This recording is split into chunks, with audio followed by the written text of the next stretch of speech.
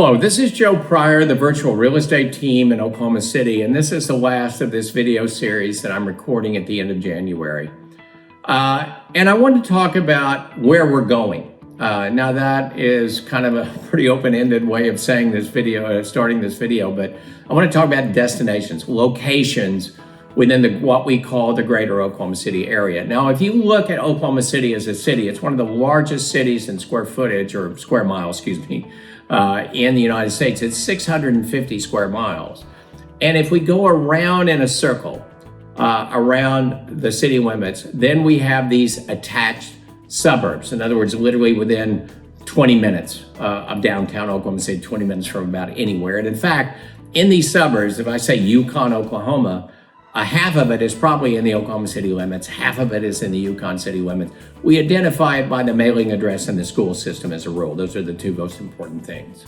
And so for the last 17 years of where I've been dealing primarily with out-of-state investors in large quantities, this is where we've been going. And, you know, we've done this year after year after year, so we're talking about thousands of homes that are being sold. And so we're having to be every year a little more cautious about how we analyze the areas we want to go into.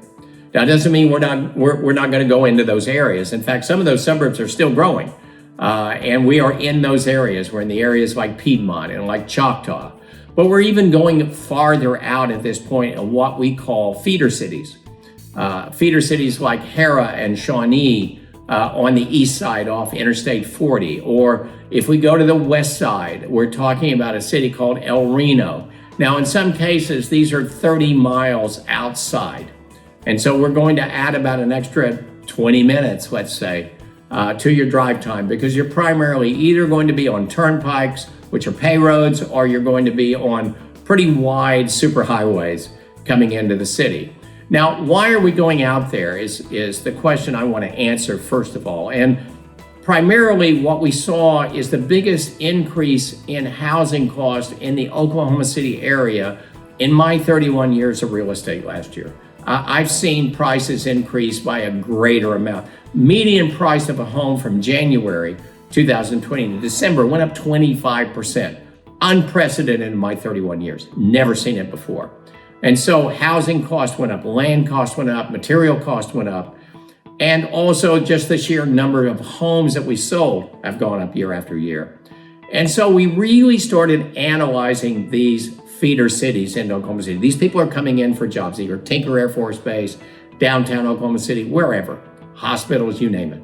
And so we really started analyzing these cities. And the thing that we found is, to a great extent, they were underserved in new construction, especially for rental.